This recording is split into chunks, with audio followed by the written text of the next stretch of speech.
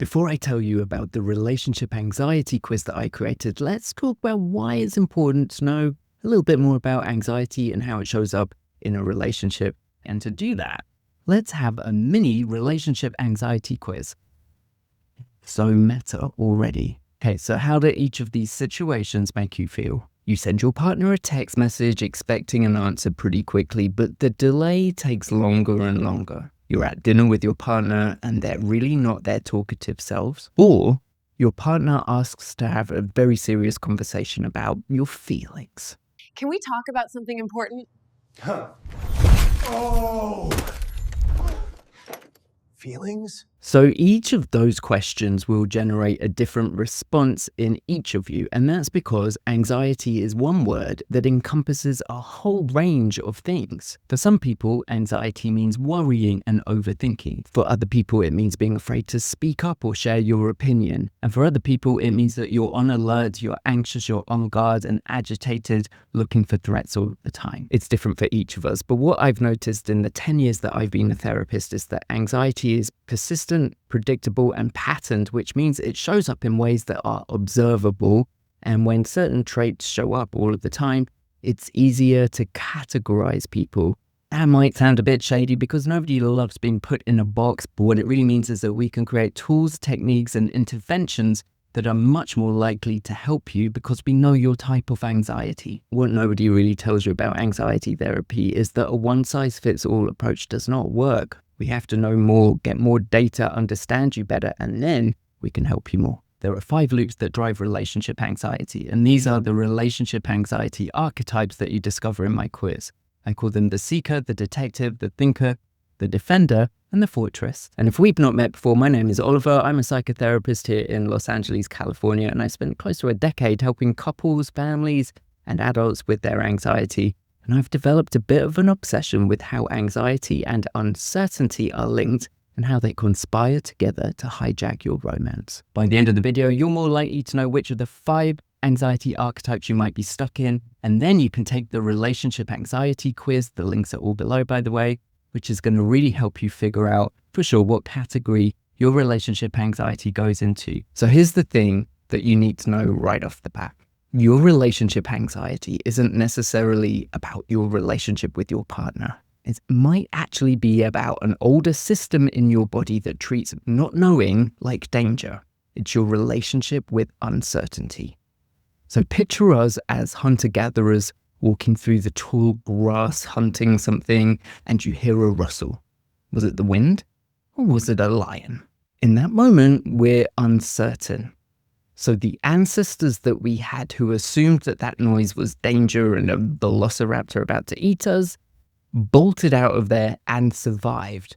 And those traits were then passed on to their kids because they didn't die. So essentially, we come from a very long line of anxious people who evolved to react to uncertainty as if it was a threat. So fast forward to today, and the uncertainty that comes from a really long delay in your partner writing back is also seen as a threat. And because anxiety is activating, it makes us want to run, fight, or flight, we have to do something about it. The bad news is, of course, is that relationships are just full of uncertainty. Let me show you how uncertainty fuels anxious behaviors in these 5 different relationship anxiety archetypes. Okay, so the first one is the detective.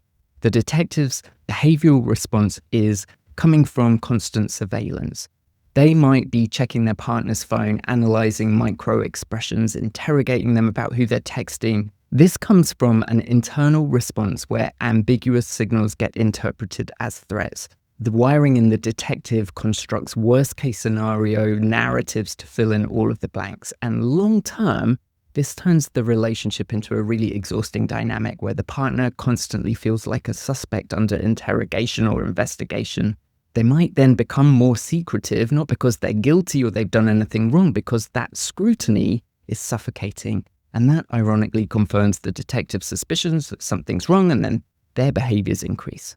So at its core, this pattern stems from the inability to tolerate the uncertainty of not knowing what's happening, not knowing if it's a threat or something less sinister. That's a pretty stereotypical way that we think anxiety in relationships is going to show up. But as I go through these archetypes, you might see that anxiety and uncertainty intolerance shows up in quite nuanced ways. The seeker's behavioral response to uncertainty is the epitome of relationship uncertainty.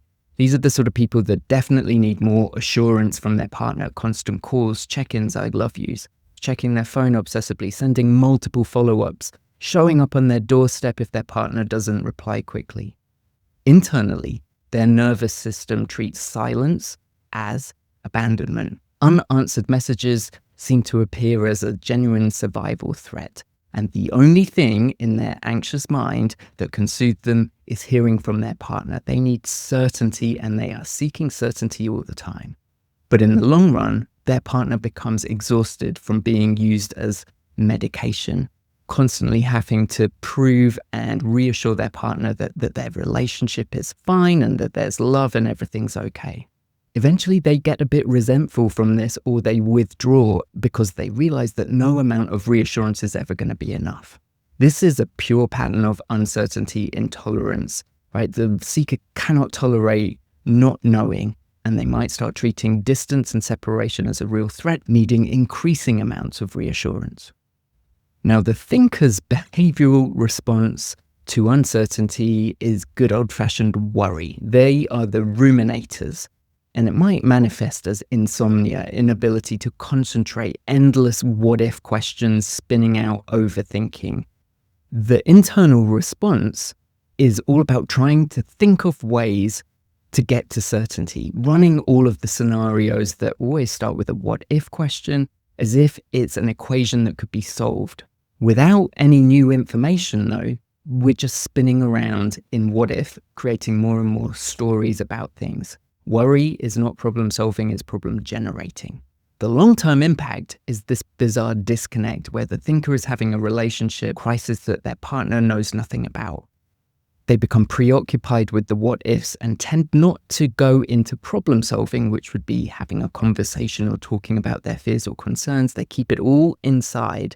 That might look like emotional distance, disconnect, retreating, and then their partner doesn't know what's going on.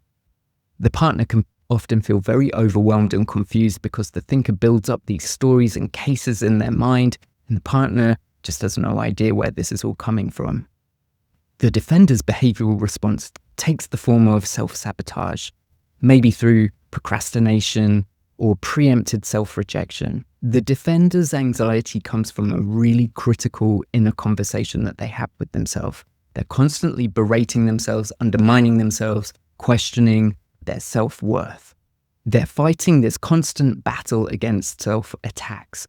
So every action or request gets filtered through this lens of I'm not good enough. And they freeze. So internally, the defender is fighting this constant battle against self-attacks.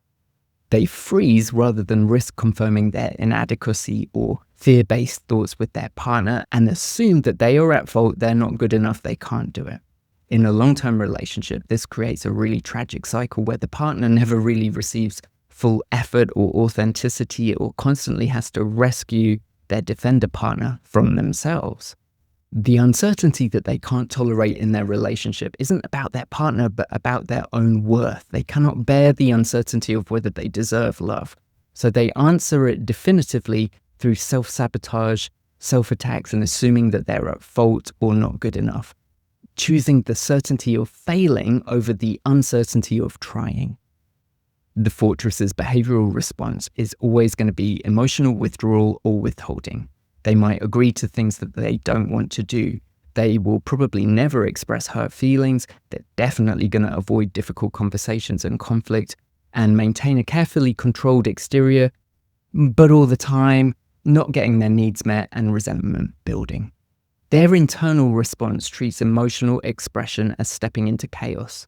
So sharing a need or a feeling opens up complete uncertainty about how the other person's going to respond. They're going to choose the predictability of silence versus the unknown of being vulnerable. And the long-term impact of this is obviously that their partner ends up in a relationship where there's no emotional connection. Someone's physically present, but emotionally absent, and wanting desperately to connect with someone who can't or won't show up emotionally and be vulnerable and intimate. This is one of the more obscure ways that uncertainty intolerance shows up. It's not actually the fear of intimacy itself. It's about the uncertainty that being vulnerable or intimate will generate. So the fortress will avoid it at all costs, putting walls up, putting shields up, shutting down and retreating. Okay, so all 5 of these patterns are doing the same impossible job of trying to manage uncertainty in a relationship. But the more you squeeze for certainty through checking, explaining, shutting down, arguing, going quiet, the more anxious and the more disconnected you feel. So I built the relationship anxiety quiz. It identifies your specific anxiety archetype. It tells you the rules of anxiety that you're following, and you automatically get a free skill and tool that you can use straight away to better understand your anxiety archetype.